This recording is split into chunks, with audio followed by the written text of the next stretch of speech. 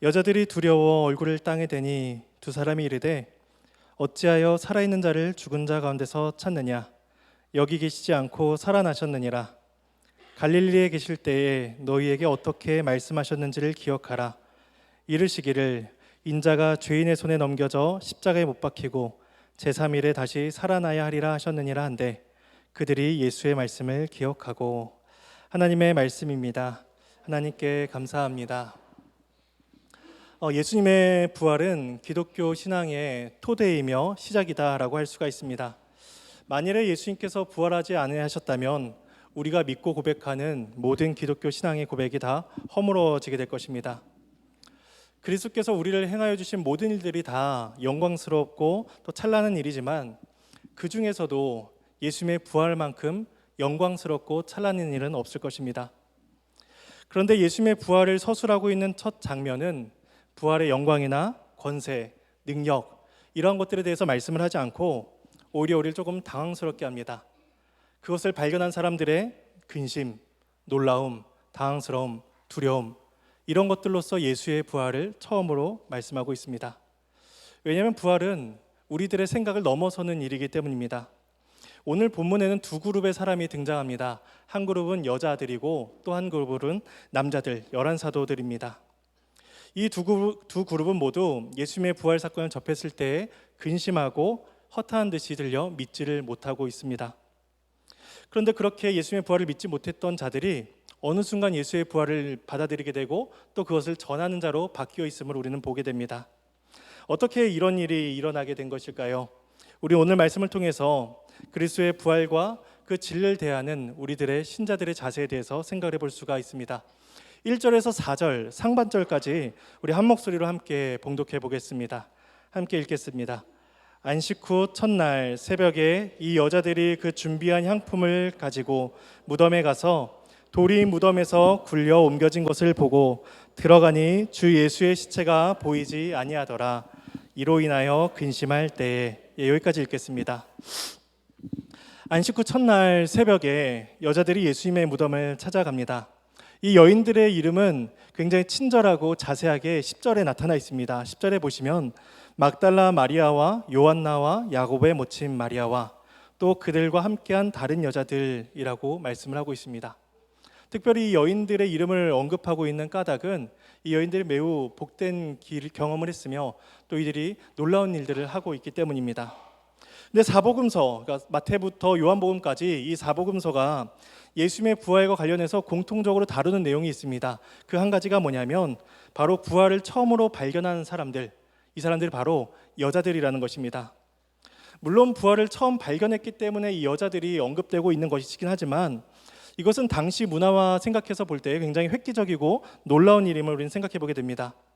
왜냐하면 고대 사회에서 여자들의 지위는 상당히 낮았기 때문에 증인으로서의 효력을 갖지 못했습니다. 그러니까 어떤 여자들이 예수께서 부활하셨다라고 했을 때에 그 효력 자체가 이미 권위를 갖지 못하는 것입니다. 그런데 복음서는 공통적으로 부활의 첫 증인으로 이 여자들을 기록하고 있습니다. 이것이 하나님께서 일하시는 특별한 방식이라는 것을 우리는 생각하게 됩니다. 고린도전서 1장 26절, 27절에 이렇게 말씀을 합니다. 제가 말씀을 읽어드리겠습니다. 형제들아 너희를 부르심을 보라. 육체를 따라 지혜로운 자가 많지 아니하며 능한 자가 많지 아니하며 문벌 좋은 자가 많지 아니하도다. 그러나 하나님께서 세상의 미련한 것들을 택하사 지혜 있는 자들을 부끄럽게 하려 하시고 세상의 약한 것들을 택하사 강한 것들을 부끄럽게 하려 하시며 라고 말씀합니다. 하나님의 복음은 미련한 자들을 통해서 지혜로운 자들을 부끄럽게 하신다는 것입니다. 또한 약한 자들을 들어 사용하심으로써 강한 자들을 부끄럽게 하신다라고 말씀하십니다. 하나님께서는 이 여인들을 통해서 11사도에게 그리스도의 부활이 전해지게 하십니다. 그리고 이 여인들을 통해서 모든 사람들에게 그리스도의 부활이 전해지게 하십니다. 이처럼 하나님께서는 그 일하심의 방식이 우리들의 생각과는 다르다는 것입니다. 또 우리를 부르신 그 부르심을 보아도 우리는 그 사실을 알 수가 있습니다.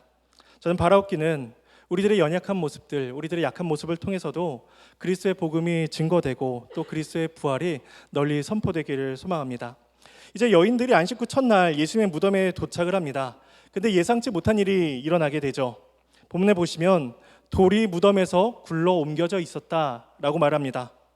그 그녀들이 놀라서 급히 무덤 안으로 들어가니까 예수님의 시체가 보이지 않았다라고 또 연달아서 말씀을 하고 있습니다.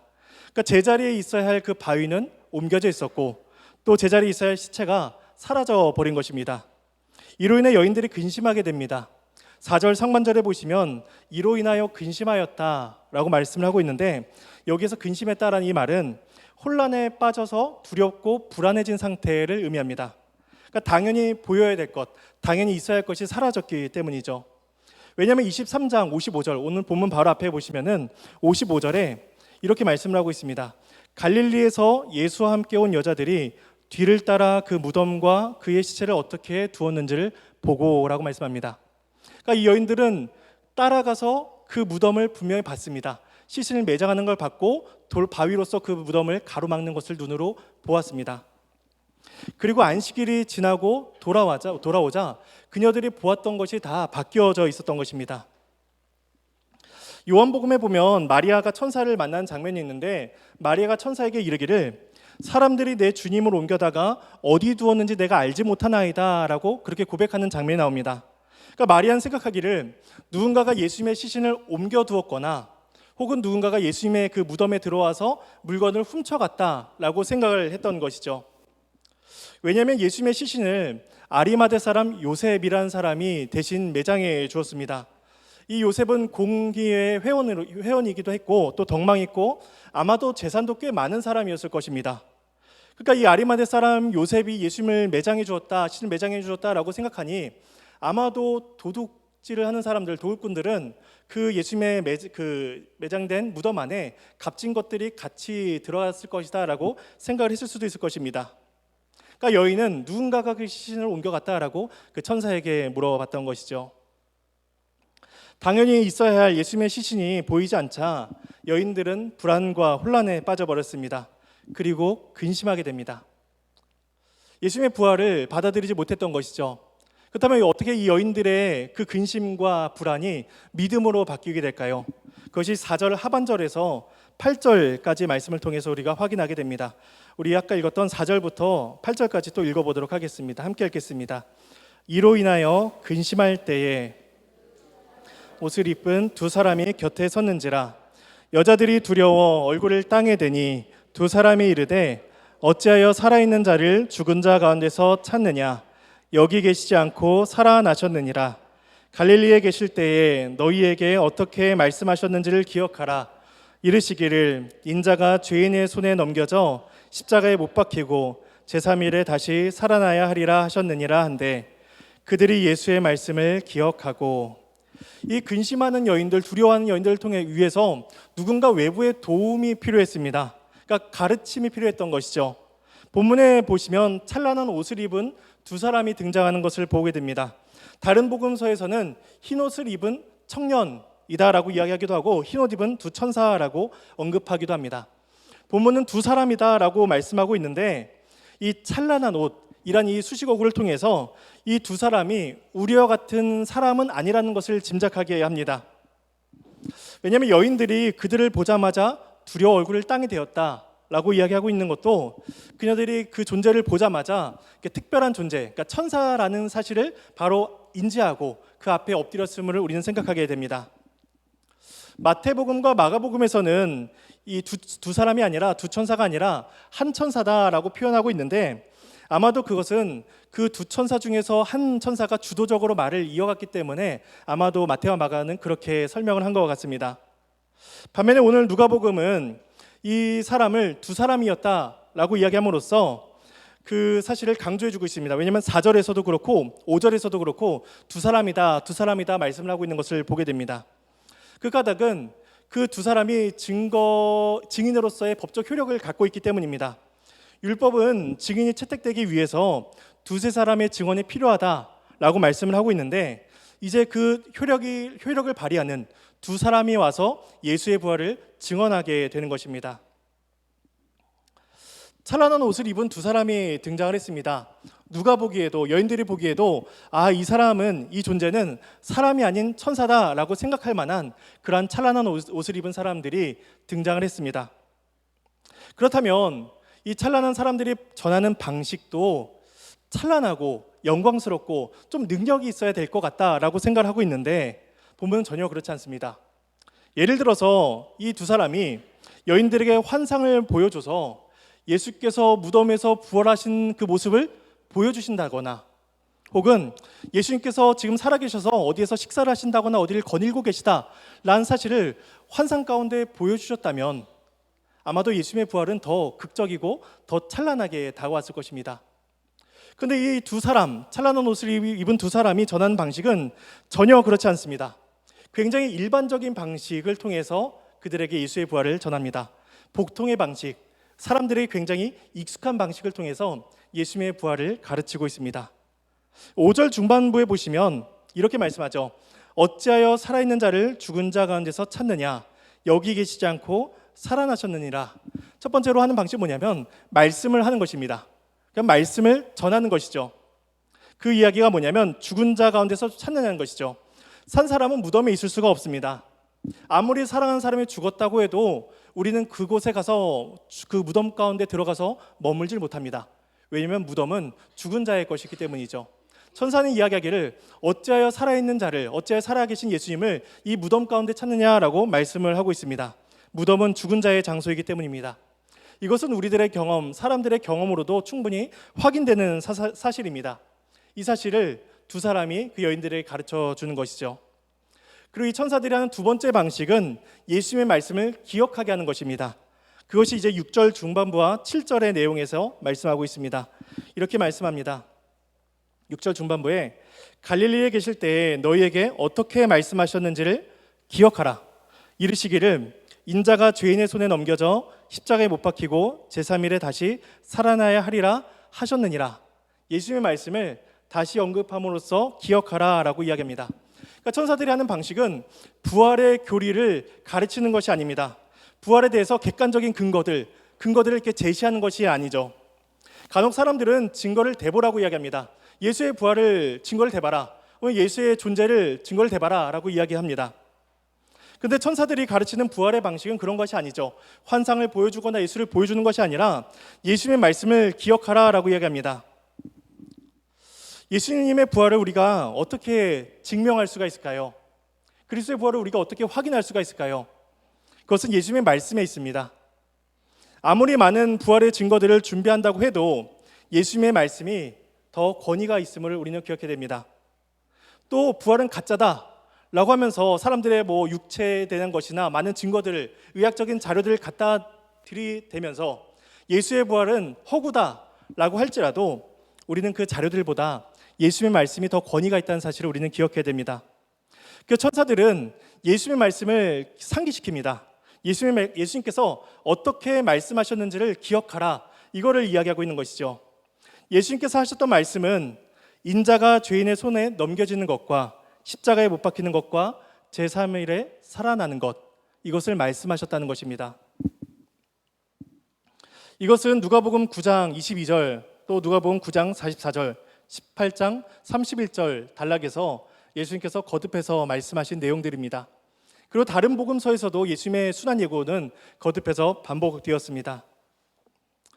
예수님께서 이미 여러 차례 제자들에게, 또 그 제자들과 함께 있던 여인들에게 자신의 고난과 죽으심에 대해서 말씀하셨습니다. 예수님의 부활에 대해서 말씀하셨습니다. 반복해서 말씀하셨죠. 사실 말씀하실 때 그 말씀하실 그 순간에 그것을 받아들이고 그것을 믿는 것 자체가 가장 훌륭한 믿음일 텐데 사실 우리는 그렇지 못합니다. 우리가 공부를 해봐도 그렇죠. 공부를 하는 순간 바로바로 기억하고 바로바로 깨닫는다면, 공부의 원리를 깨닫는다면 우리는 좀 다른 모습이었을지도 모릅니다. 근데 우리는 그렇지 못하죠.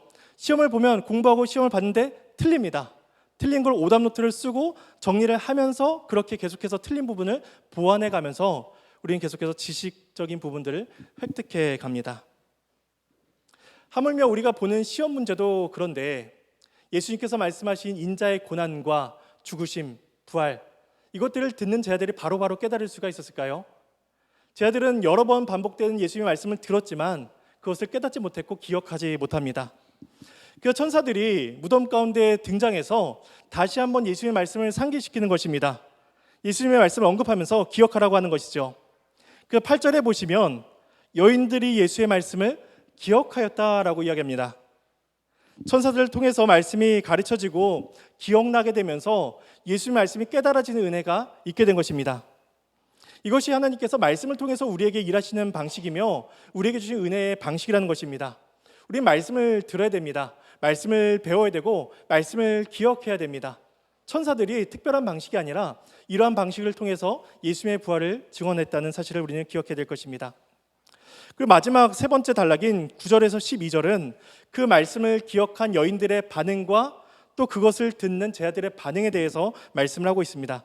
우리 마지막 9절에서 12절까지 말씀을 함께 읽겠습니다. 무덤에서 돌아가 이 모든 것을 11사도와 다른 모든 이에게 알리니 이 여자들은 막달라 마리아와 요한나와 야고보의 모친 마리아라 또 그들과 함께한 다른 여자들도 이것을 사도들에게 알리니라. 사도들은 그들의 말이 허탄한 듯이 들려 믿지 아니하나 베드로는 일어나 무덤에 달려가서 구부려 들여다보니 세마포만 보이는지라. 그 된 일을 놀랍게 여기며 집으로 돌아가니라.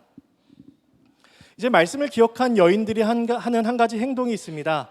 그것은 가서 그 사실을 전하는 것입니다. 그 부활의 소식을 알리는 것이죠. 이 여인들이 처음부터 예수의 부활을 깨달았거나 처음부터 이 소식을 전하려 했던 마음은 아니었습니다. 처음에는 근심했습니다. 처음에는 부활을 믿지 못하고 두려워했습니다. 그런데 예수의 말씀을 듣게 되자, 예수의 말씀을 기억하게 되자, 깨닫게 되자 이 소식을 빨리 전하고자 하는 열망이 그녀들의 마음속에서 일어나게 됩니다. 말 그대로 그 소식은 기쁜 소식이 되는 것이죠. 근심이 바뀌어 기쁨이 되었고 또 이 모든 소식을 다른 사람들에게 알리고자 하는 그 기쁨의 열망이 여인들의 마음에 가득하게 됩니다. 여인들이 달려가서 그 소식을 전합니다. 그런데 그 소식을 들은 11사도들의 반응은 그 여인들의 처음 모습과 별반 다르지 않다는 것을 우리는 보게 됩니다. 이 11사도는 특별한 사람들입니다. 예수님의 공생의 기간 동안 예수님의 가장 가까이에서 예수님의 가르침과 예수님의 모든 능력과 이적을 본 사람들입니다. 그리고 초대교회의 토대가 된 사람들이기도 하죠. 근데 그들조차도 처음에는 예수님의 부활을 받아들이지 못합니다. 11절에 보시면 허탄한 듯이 들려 믿지 아니하였다라고 말씀을 하고 있습니다. 허탄하다는 것은 쓸데없는 말, 어리석은 말, 횡설수설하는 말, 이런 것을 의미합니다. 그러니까 여인들의 부활의 소식을 그런 소리로 치부해버렸다는 것이죠. 과연 여자들이 달려와서 11사도가 이렇게 앉아있을 때에 달려와서 차분하게 한 사람씩 돌아가면서 순서대로 이야기했을까요? 아마 그렇지 않았을 것입니다. 너무 기쁘고 반가운 소식, 놀라운 소식이기 때문에 아마 왼쪽에서 한 여인이 말하고 있으면 갑자기 옆에 있던 여인이 끼어들어서 말을 했을 것입니다. 또 이 여인이 얘기하다 보면 또 옆에서 또 말을 거들었겠죠. 그러한 모습을 보면서 아마도 11사도는 허탄한 소리를 하고 있네, 이상한 소리를 하고 있네 라고 받아들였을 것입니다. 이처럼 예수님의 부활은 사도들조차도 쉽게 받아들이지 못했습니다. 그 중에 성격 급한 베드로가 일어나 무덤으로 달려가게 됩니다. 어느 정도 이 여인들의 말씀을 들었는지 모르겠어요. 베드로는 굉장히 성정이 급한 사람이었죠. 일어나서 급히 무덤으로 달려갑니다. 그리고 무덤 안을 보니 그 무덤 안에 세마포 옷만 있는 것을 보게 됩니다.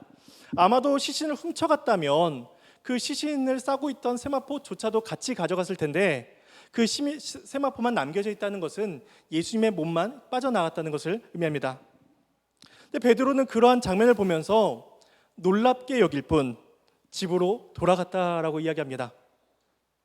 요한복음에서 이렇게 말씀합니다. 요한복음 20장 9절과 10절 말씀인데 제가 읽어드리겠습니다.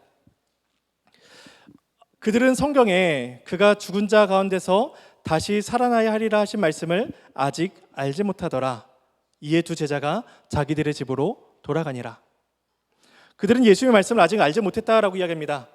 부활의 현장을 목격한 사람들입니다. 가장 중요한 현장을 목격한 사람들이죠. 그런데 그들은 말씀을 깨닫는 일을 아직 경험하지 못했습니다. 그러니 현장을 보는 것과 말씀을 듣고 깨닫는 일의 중요성이 어떤 것이 더 큰가를 우리는 생각하게 됩니다.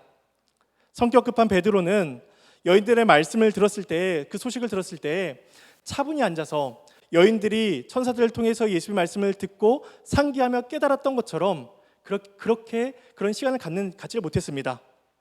그저 무덤을 확인해 보고자 하는 그 마음이, 궁금증이 더 컸던 것이죠. 이것이 여인들과 베드로의 차이였습니다. 사실 우리 또한 본문에 나오는 이 두 그룹의 사람들과 다를 바가 없습니다. 여인들이나 열한 사도들의 모습이 결국 우리들의 모습입니다. 우리는 예수님의 부활의 말씀을 들을 때에 우리는 깨닫지 못합니다.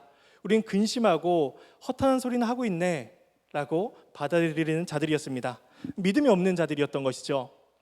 그런데 주님께서는 이런 우리들에게 말씀을 주십니다. 마치 무덤에 있어야 할 자들에게 생명의 씨앗을 주시고 생명의 말씀을 주십니다. 그리고 그 말씀을 통해서 그리스도를 알게 하시고 그 말씀을 깨닫게 하시고 그 말씀을 기억하게 하십니다. 그래서 우리는 지금 이 시간 말씀을 기억하며 그리스도의 죽으심과 부활을 감사하는 시간을 갖게 됩니다. 또 말씀을 통해서 성령님께서 각자에게 주시는 그 말씀의 적용점으로 우리는 갖게 됩니다. 우리는 오늘 부활 기념주일을 맞이하면서 주께서 우리에게 주신 그 은혜들을 다시 한번 생각해 보기를 원합니다. 그 부활을 믿지 못했던 자들, 그런 우리들에게 주께서 말씀을 주셨으며 그 생명의 살아나는 은혜를 우리에게 베풀어 주셨습니다. 우리가 이 사실을 기억하며 우리 또한 기쁜 소식을 전하는 자들이 되기를 원합니다. 또 그 기쁜 소식을 우리가 함께 노래하고 또 함께 찬양하기를 원합니다. 이후에 이어질 시간들을 통해서 그 은혜를 누리는 저와 여러분들이 되기를 간절히 소망합니다. 잠시 기도하겠습니다.